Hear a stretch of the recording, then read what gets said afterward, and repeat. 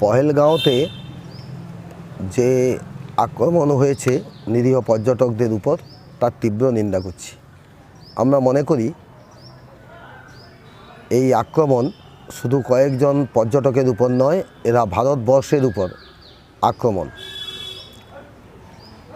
যেখানে ত্রিস্তরীয় নিরাপত্তা ব্যবস্থা থাকার কথা, সেখানে কোনো নিরাপত্তারক্ষী ছিল না। এটাও আমাদের কাছে বিরাট প্রশ্নের সম্মুখীন হতে হচ্ছে। যে সমস্ত নিরীহ ব্যক্তি মারা গেছেন তাদের আত্মার প্রতি শ্রদ্ধা জানাই, তাদের পরিবারের প্রতি সমবেদনা জানাই। তাদের যে ক্ষতি হয়েছে সেটা অপূরণীয়। কেন্দ্রীয় সরকারের উচিত অবিলম্বে পাকিস্তান মদতপুষ্ট এই সন্ত্রাসবাদীদের খুঁজে বের করে তাদের উপযুক্ত শাস্তি দেওয়া। যারা মারা গেছেন তাদের পরিবারের প্রতি সুবিচার পাইয়ে দিতে হলে পাকিস্তানের বিরুদ্ধে যারা সন্ত্রাসবাদে মদত দিচ্ছে উপযুক্ত ব্যবস্থা নেওয়ার দরকার। আজকে আমাদের মনে হচ্ছে ইন্দিরা গান্ধীর মতো প্রধানমন্ত্রী ভারতবর্ষের দরকার ছিল।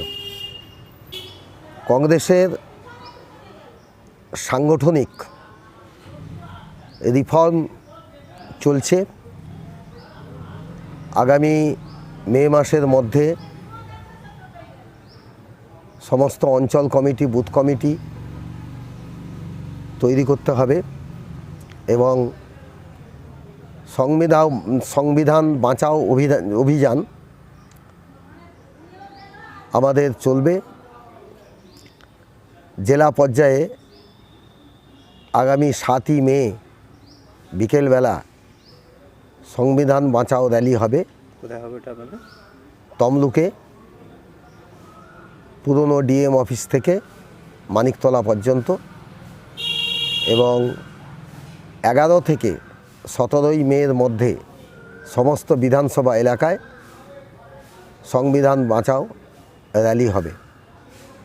আপনি বললেন যে 7ই মে যে কর্মসূচি রয়েছে ওই দিন কারা কারা নেতৃত্ব দেবেন বা কত জমায়েত হবে, কী বলবেন? আপাতত আমরা প্রশাসনিক পারমিশনের জন্য অপেক্ষা করছি। আমাদের প্রাদেশিক নেতৃত্ব থাকার কথা, কে আসবেন সেটা আমরা সঠিক সময়ে জানিয়ে দিই।